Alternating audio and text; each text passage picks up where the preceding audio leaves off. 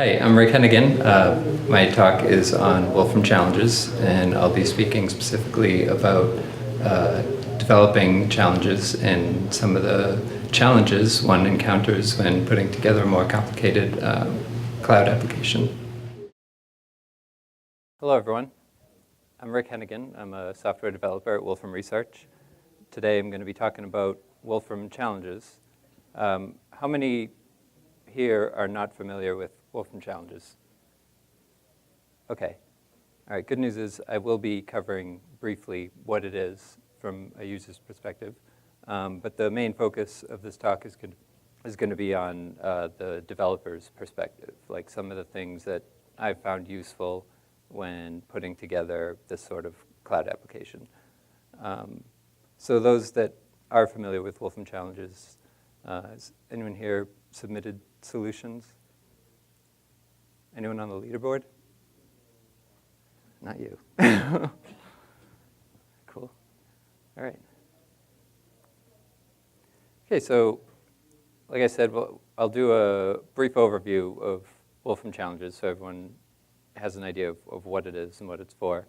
And then I'll talk about how some of it works behind the scenes, which is what I called this talk, with the content management side of it. And then I'll be talking about some of the deployment things. Okay, so what is Wolfram Challenges? It's a website. It looks like this. Rather than me explaining it, it's probably best if I just show how it works. So it's a collection of challenges, which is a word you're going to be really sick of by the end of this, and it won't even sound like a word anymore. So it's basically a bunch of programming puzzles that's meant to be fun and to challenge you. And basically, you can try to solve these and to sharpen your skills, practice, and if you're the competitive type and want to get on a leaderboard for how good of a solution you come up with, that also works. So we've got a whole bunch of them. I think like 100-something now. I'll just show one real quick. This one's super easy. You click on challenge, and you can see the description.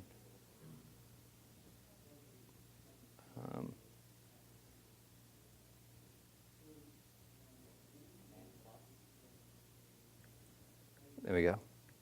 Yeah. So this one's pretty easy. Spoiler alert, I'm about to solve it. So if anyone doesn't want to know the solution, close your eyes. So you can solve these in the desktop or in the cloud. They're both notebooks. I'm going to solve this in the cloud.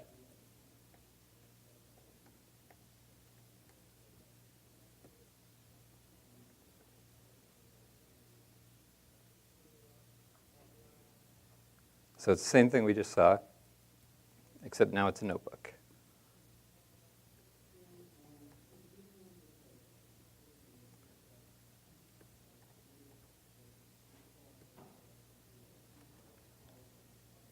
So I define the function that it asked me for, and you hit submit.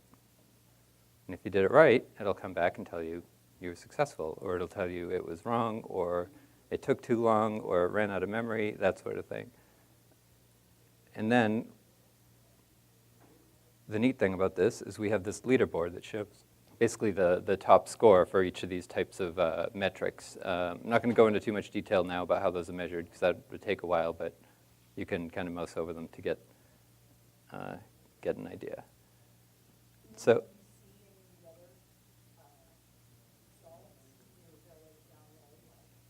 no. So you wouldn't be able to get like the top spots solution, because then somebody else could just resubmit it and maybe get a little lucky. And it's something that you can continually fall over whether or not there's pros and cons.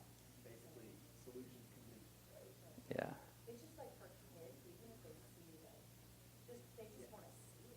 Right. For that, like EIWL is probably more ideal for that, because that does come with like an answer key. The Elementary Introduction to Wolfram Language, the book, has a bunch of exercises in the back. Those have solutions. So as you solve these, when you visit the site, it'll mark what you've solved, when you last solved it. Thanks, Cody. and you can see on the leaderboard whether or not you show up. What we have are profiles. We couldn't just have people's Wolfram IDs displayed without, asking them, because, there could be kids doing this and all that. So everyone starts out called anonymous, and they have a randomly generated image. I'm not going to generate these for the sake of time right now, but this is what it looks like. This is me. You can edit your profile. So if you end up on the leaderboard, you can pick what your name will be. You can pick a profile image. And if you've done anything with the cloud deploy, things like that, you probably recognize this as a regular form function. So pretty much everything you see is being powered by the cloud underneath the hood here. So do they end, do the challenges have an end time, a end date? Nope. So when a challenge gets published, it's immediately available for people to submit solutions for. So there can always be someone that submits a solution that's faster, and then maybe they can beat the speed score, but there are other measurements that maybe once somebody has, no one will ever beat. Like at the end of the year, we would say, these are the last, you can publish. No, they last forever, yeah. That's the way you could do it, if you could end them all at one point. Yeah. So that was kind of what challenges is like for the typical user, where they go through these challenges and they solve them, and they're kind of the consumer of the site. Also, anyone can contribute a new challenge if they want to. At the bottom of the site, you get this link, download authoring notebook. It looks like this. And you can basically fill one of these out and create a challenge yourself. And you could submit it, it would get reviewed, and if it gets published, it would appear on the website and people can start solving it. So you basically define like what the solution should be, what types of things it's tested on. Those things aren't seen by users. And then the rest of the stuff up here, like description, more details. That's the type of thing that appears on the website. Yep. Is there more than one way to get there? Because there's another way it will accept multiple users. Yes. So in something like this, you're posting basically a solution, it's not just a solution. Right, and this is one of the tricky things. Writing challenges is actually probably more difficult than solving them, because you have to consider things like, let's say your function has to return a set of numbers that satisfy some property. Should they also be sorted, for example?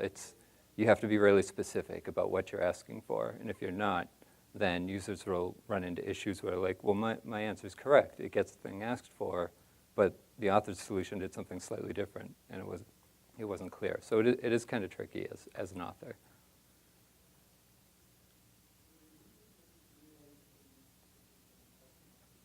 Yep.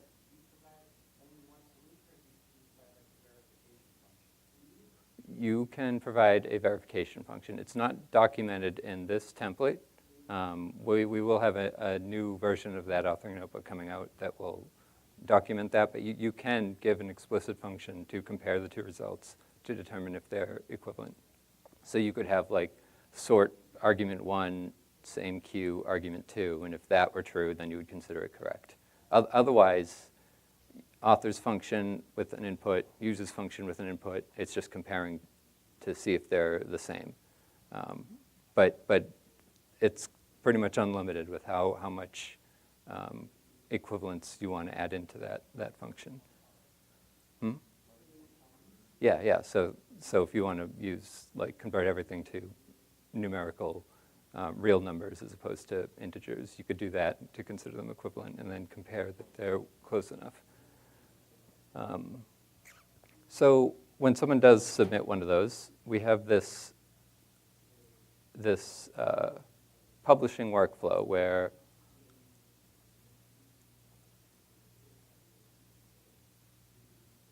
it would appear in here, and actually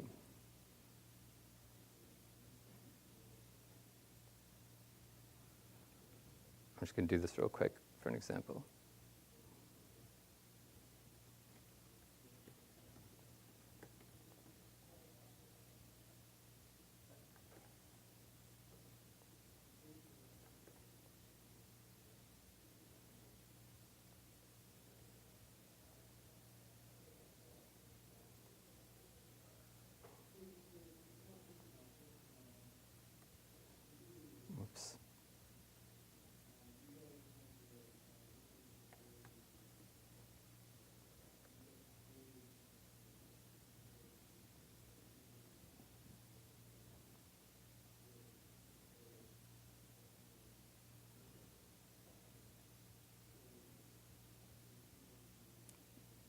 So as users, you guys wouldn't ever be able to see this page. I'm showing you kind of how it works in the back end, like how content management goes through. So we have, that's the one I just submitted. I'm logged in as Wolfram Challenges, so it's weird that the admin account is doing that. But there's all kinds of stuff you can do with it. We can view it. I'm not going to do that. You can approve it, reject it. I'm going to approve it. I'm not connected to VPN, so that won't work. And this is going to spam emails to everyone, sorry.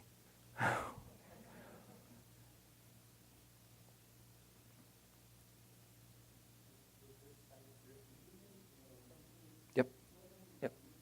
Yeah, so this page that we're looking at right now, this is just cloud deploy of delayed of a string template applied to an association, depending on who's requesting it. So here it is, and then we have this queue of challenges that are in editing, and a challenge is basically an association of data that sits in a cloud object. And as we make changes to them and they get edited, as you can see here, this is the history of butterfly strings, things that were done to it. These represent previous states of that challenge. And all this is done with cloud objects and notebooks and all that. And I'm just going to go ahead and delete that one. Goodbye. Okay. Now I need to move a little faster.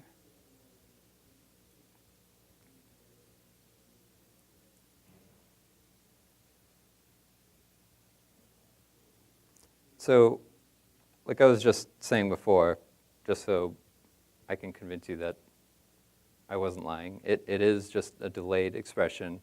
What it's doing here is just doing a cloud get on a file that basically has all the code that generates that page. So this is that page we were just viewing. This is what it does. We can evaluate it locally, and this is what the response is. It creates an HTTP response, and it's a web page. So that page I was just showing you guys with all those buttons, those are basically just an interface to a whole bunch of different cloud-deployed API functions.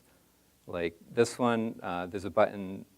There are buttons to view the changes from that history I was showing you, like what changed about the challenge as new edits came in. Like this one was a title change. There's Chip. Good job.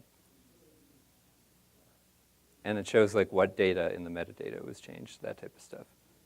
So again, it's all a notebook interface, and it's working with associations that are stored in cloud objects. Another example, this is how we edit them. It basically looks just like the authoring notebook I showed you, except you can submit edits instead, and it hits a different API instead of submissions. So yeah, this is basically all the stuff that editing page was showing, just viewing with the API requests individually.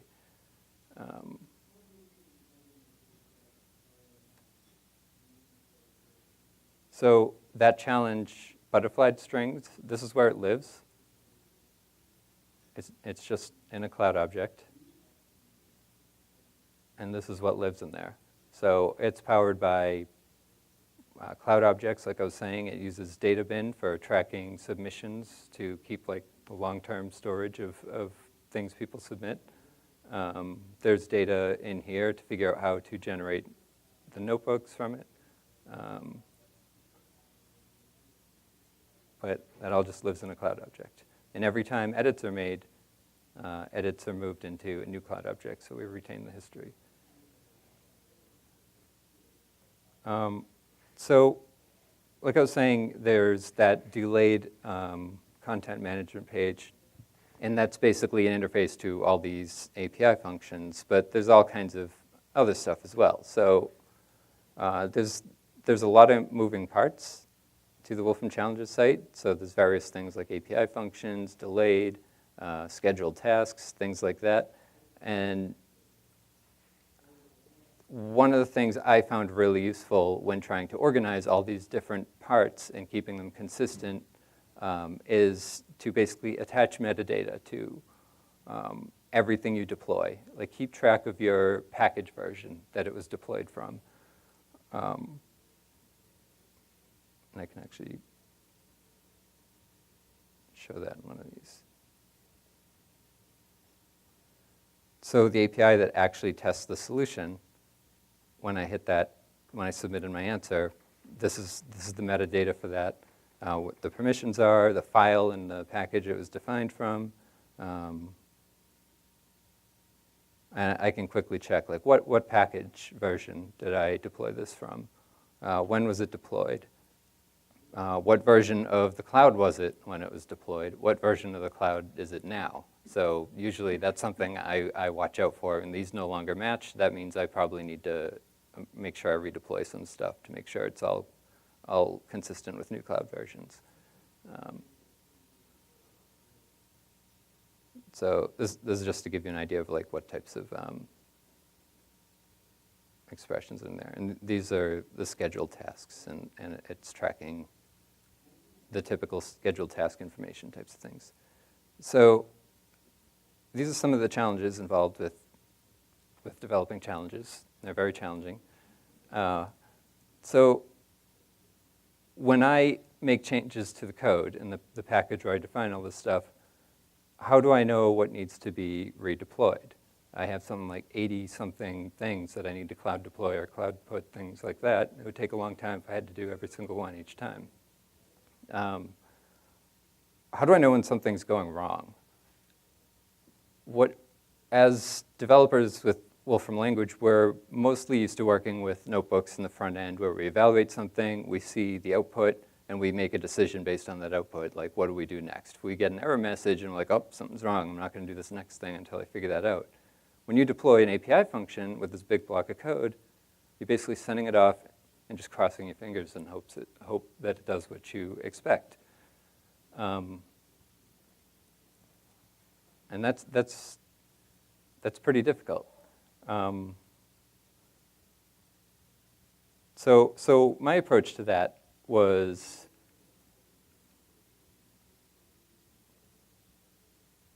basically naming all these individual deployments,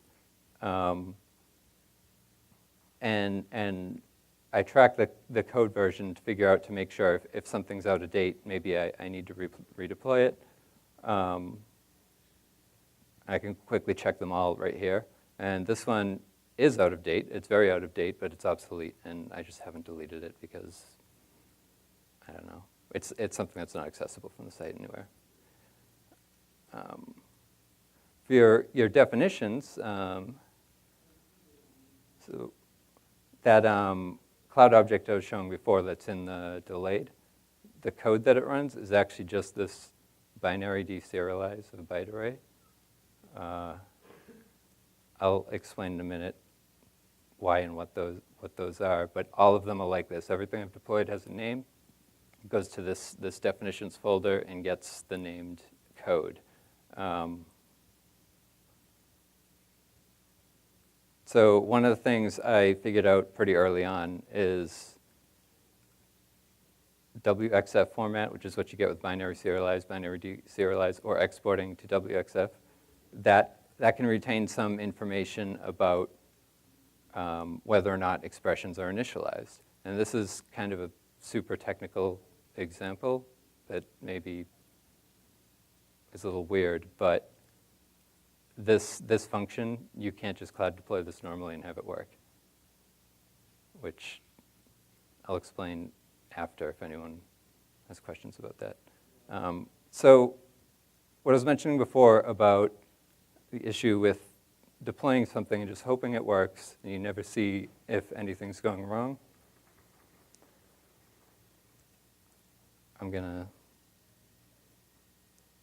This example is purposely simulating an error in one of my APIs. It's going to it'll still work, but it basically goes into a panic mode, and it's emailing me right now saying something's broken. It's collecting a stack trace and logging some information about what happened, and I can look at it because it saves that information. So, yeah, 15 seconds, that would be right.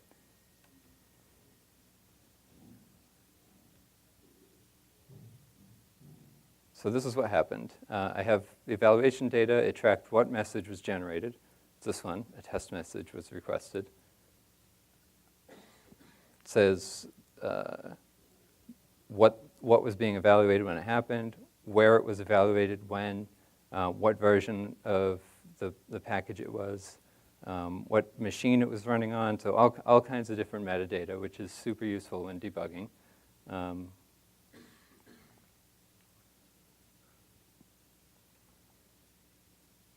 And also saves a full stack trace. So when you're in the front end with notebooks, you can click the little thing next to the message and view stack trace, and you can see what functions were being called and where your error happened. That's not as easy when you're running an API in a headless kernel, but there is a way to get that.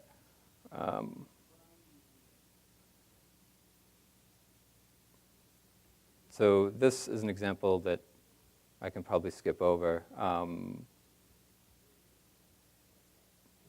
So some of the things I was just talking about, that ways of dealing with these issues, it's one thing for me to just say, oh yeah, these are problems, I solved them. But it would be more useful to you guys if you were also developing something like this and you wanted to solve these problems as well. These functions exist and are available to you as resource functions, which you will be hearing about these. And why is this not visible?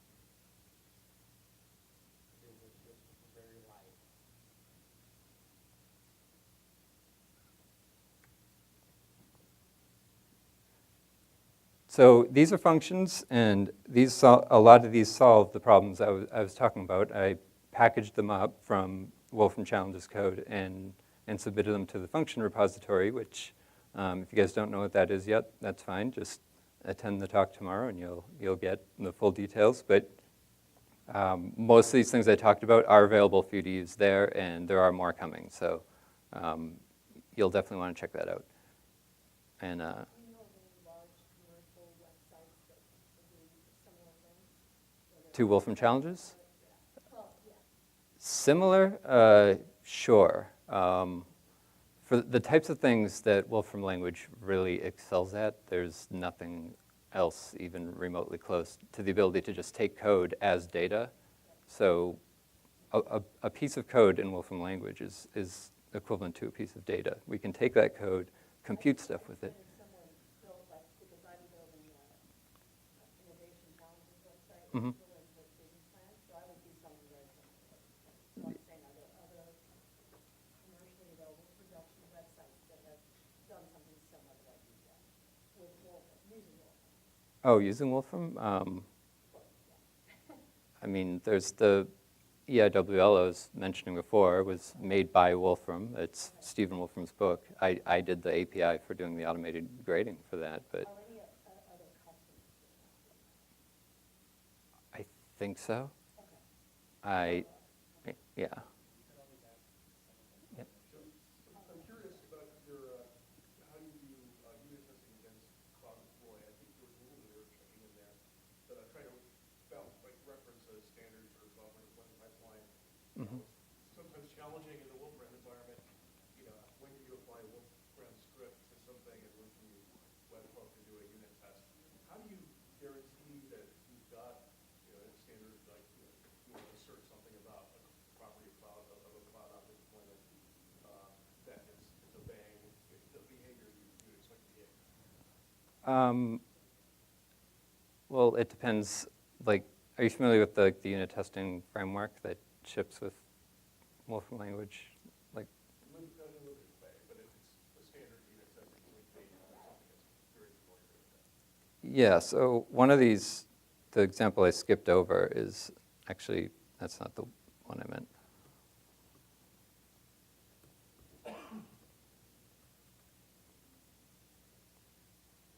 So this is like a runtime assertion type of thing.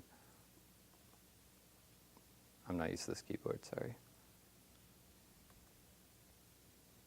So that just gives the result.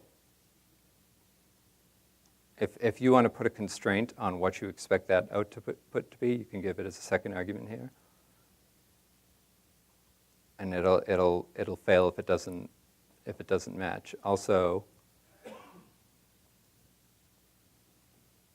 and you can give a third argument like throw whatever from some tag to exit what you were doing. So if you were writing a function that did a bunch of stuff like copying files and deleting files, in each of these outputs, you know you have some test, some assertion you want to make about that output, and you want to verify that that is correct. So this could be, for example, that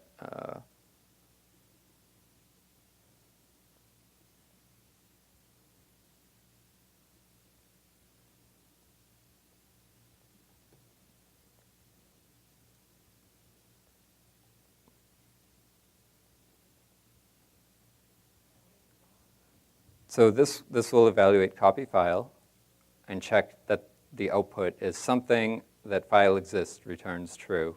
If it's not, it's going to throw failed, which I would put a catch here.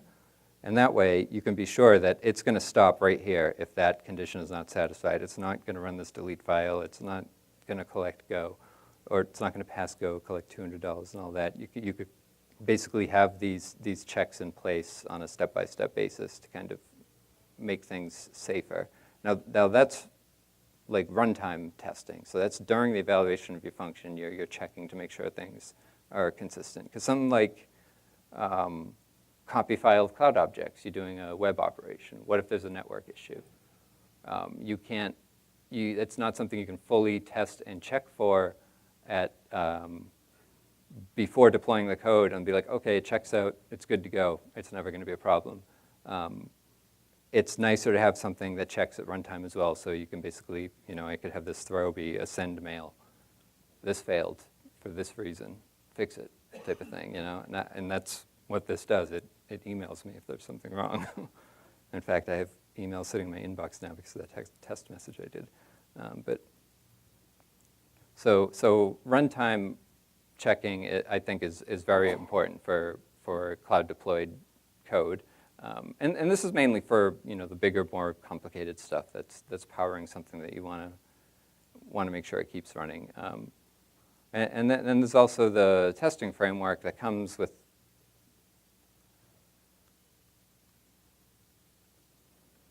So you can create a bunch of verification tests.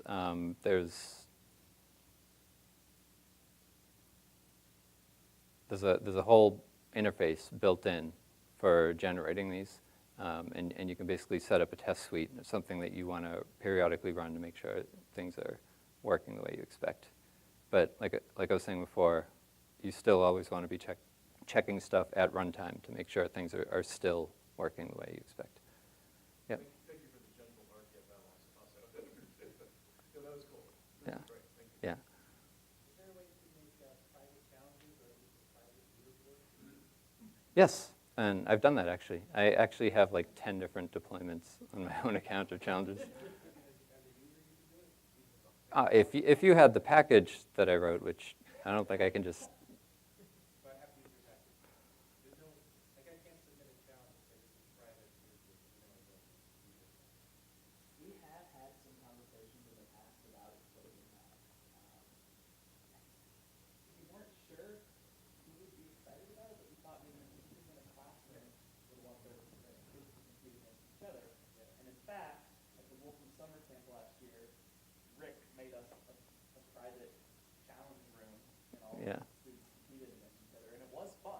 Yeah, so it was like, actually, it's probably still posted somewhere, but. What about turning off the leaderboard for kids who just want to learn and practice, aren't feeling this pressure like, oh, I'm not good?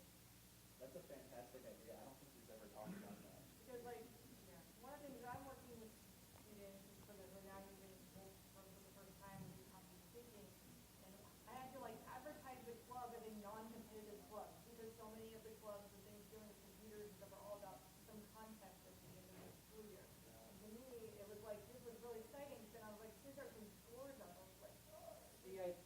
guys have the articles for that? No, yeah, no, oh, yeah, no, I know, where's the Wolf of the I mean, this is called challenge. Yeah. Competitive, then that's one thing, the knowing going in, but it might be nice to really like use the leaderboard. Yeah, but not so just like, it would I don't be, wanna It's a see good it. idea. it would be super simple to make like a separate version of the site that didn't track that and didn't have that. The question is like, how would we do that as like two different products type of thing? For private room, Yeah. have the option to turn it off. Mhm. This site should always just have it, I think. I don't know, just the idea, the competitive part to me is just more of a turn off than a turn. Yeah, I've heard that from somebody else before as well. Yeah, no, that's something other people have brought up before as well. Some people don't like the competitive aspect of it, so it is something we can look at. So along those lines, you may want to look at Project Whitewater. Oh, we're very familiar with it, yeah. Their whole point is that you get to join your group, Mhm. you've got the right solution to talk about alternative approaches. It's one of the things we've talked about. We haven't really come to a conclusion, but we were thinking like one of the things we could do is for a challenge after you've solved it, you would then be given a link to a Wolfram community thread or something where people who have solved the challenge are allowed to post there. Yeah. I've always thought that was a good idea. Yeah, yeah. We just haven't come up with anything concrete for that, but it is something we've been talking about. Yep. Is there any function block on the site? Blog? Block, yeah, like Stephen had a blog about it. No, blocked, like not allowed to submit. Like if you use, I mean, the way it serves, they're going to use your service manager.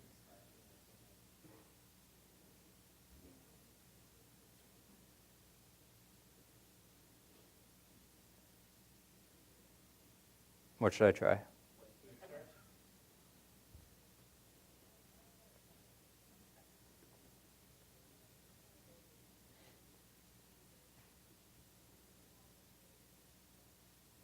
To be honest, I don't actually know what that's going to do. There's stuff that's blocked at a low level. Oh, your code gives web image search testing. And my phone just vibrated because it emailed me saying something was blocked. And it's probably going to be something like a URL fetch down at a low level that's not a whitelisted domain. So I have things like Wolfram Alpha or knowledge base type things, geo server things, those are all whitelisted. So things like things to like the data repository, certain URL fetches, or writing files that would be appropriate to caching of resources. Those are all allowed, but you can't just arbitrarily do something that'll read or write files or fetch stuff from the internet.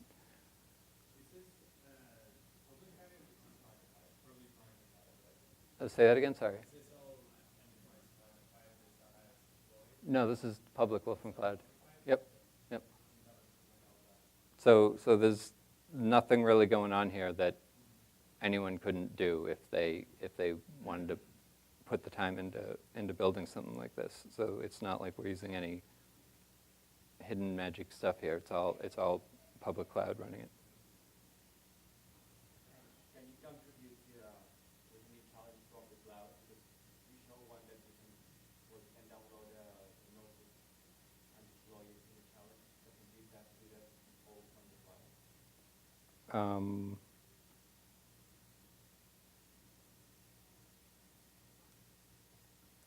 So a cloud notebook exists for this authoring notebook.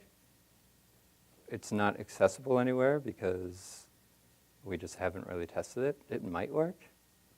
But right now, we're only officially supporting the desktop authoring notebook.